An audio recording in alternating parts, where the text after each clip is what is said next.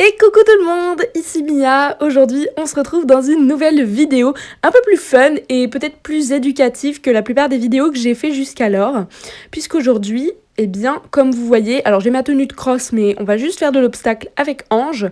Ange, il a sauté quelques cavaletti par-ci par-là dans sa vie, il a passé des barres au sol avec moi.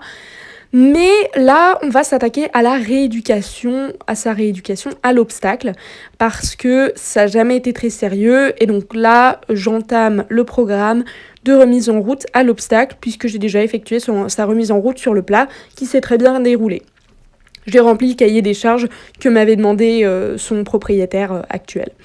Bref, du coup, là, aujourd'hui, c'est la première séance que je fais avec lui. Donc ça va clairement pas être la dernière, mais c'est la seule que vous verrez. Peut-être que vous verrez son évolution à la fin de mon travail avec lui. Mais en tout cas, là, je vais faire ce travail hors des caméras, donc je vous montrerai des séances de plat, etc. Mais je préfère me focus complètement sur lui. Là, c'est juste pour vous montrer, passer un premier obstacle, rigoler, bref, pas grand-chose de sérieux. Enfin bref, on va y aller, c'est parti, let's go! Vous commencez à me connaître maintenant, on se retrouve en voix off pour vous expliquer un petit peu le déroulé de la séance et de la détente d'abord. Donc là, vous voyez que je pars directement des écuries du manoir jusqu'à la halle équestre et je fais ce trajet à cheval. Je le fais jamais à pied parce que c'est beaucoup trop long, mais à cheval ça va un peu plus vite et du coup j'en profite pour bien marcher pendant les 10 minutes qui nous mènent jusqu'à la halle équestre. En plus ça permet de bosser sur les dénivelés parce que ça va en descendant. Il y a des grosses pentes et tout, donc c'est super pour bosser. Donc je commence du coup par bien marcher, bien le délier, bien le mettre en route. Et ma foi, pas grand chose de particulier pour ce petit tour en extérieur.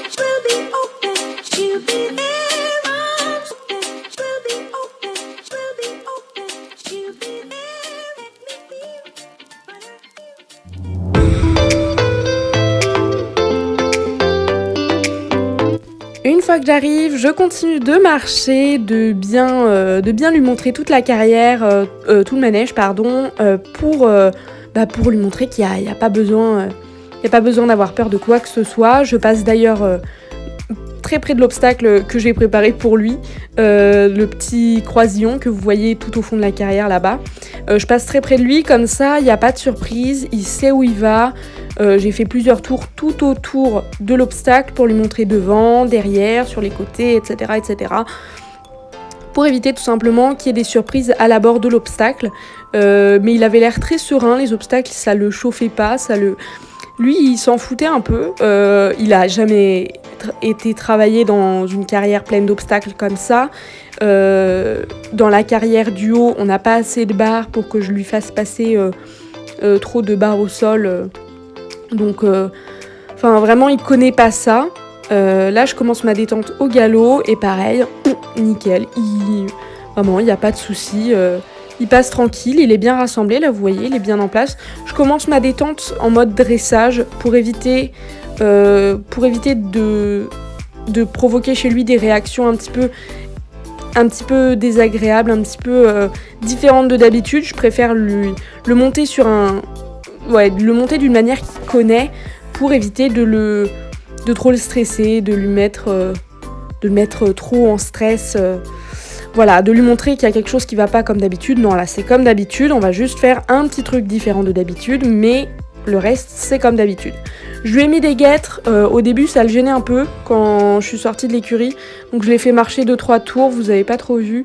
Les guêtres, ça le dérangeait un peu, mais comme il a l'habitude d'avoir des bandes, ça l'a pas dérangé bien longtemps. C'était surtout les protège-boulets qui le gênaient, parce que c'est des doubles coques. Et ça doit le pincer un peu, donc la prochaine fois je changerai. Peut-être que je prendrai des guêtres de crosse, des guêtres fermées qui ressemblent plus à des bandes au niveau du confort. Je pense que je ferai ça. Donc là vous voyez, je passe à côté de l'obstacle, au galop, je fais un petit cercle autour. Vous allez voir que j'ai fait la même chose au trot, je crois. Donc vraiment, là vous voyez, il n'a pas de problème, hein. Les problèmes qu'il va avoir, bon, en tout cas, c'est pas par rapport à ailleurs que l'obstacle, c'est vraiment lié au passage de l'obstacle. Il m'a donné plusieurs propositions différentes, c'était pas forcément les bonnes. Bon, on va voir ça tout à l'heure. Mais là, je galope tranquillement.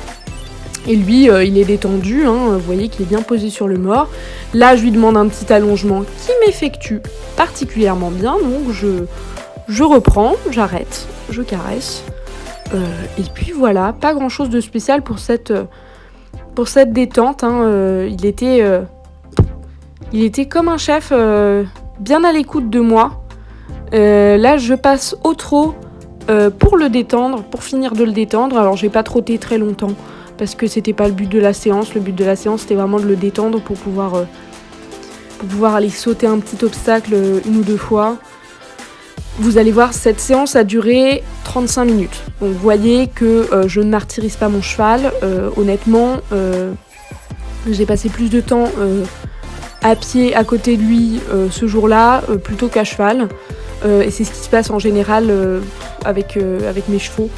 C'est que je les travaille beaucoup à pied. Et je fais un maximum pour eux, pour les soulager. Je les masse, par exemple. Ça, c'est très important.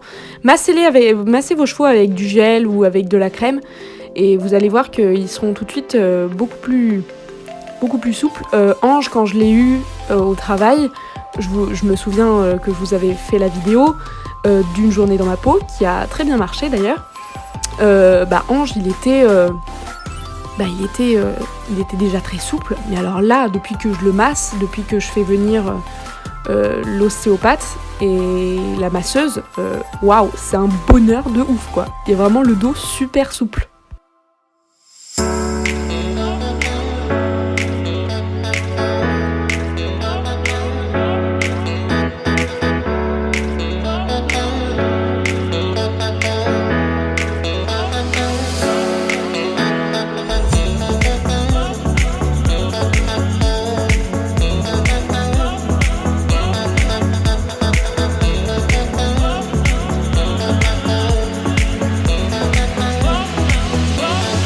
Là voilà, je fais le tour autour de l'obstacle. Il a toujours pas peur, je l'ai fait au pas, au galop et au trot.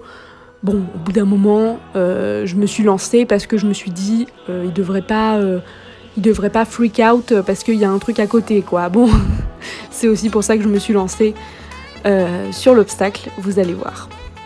Je commence par venir sur mon croisillon au trot et vous allez voir que c'était digne du cirque d'Idriss. Ce qu'il m'a fait, c'était incroyable. Alors là, vous voyez qu'il commence à... Eh ben non, voilà. Il commence à y aller et puis finalement, il s'arrête net. Je lui montre quand même l'obstacle. Je lui dis, vas-y mon coco, bon, il y va pas. C'est pas grave. Je reviens une fois au trot. Il a quand même regardé l'obstacle. Il était assez regardant sur l'obstacle, même s'il l'avait pas du tout vu en détente. Enfin, c'était limite. Et là, vous allez voir, hop là, voilà. Cabré du monsieur. Donc là, j'ai décidé, ok, c'est pas grave. On va partir à l'autre main.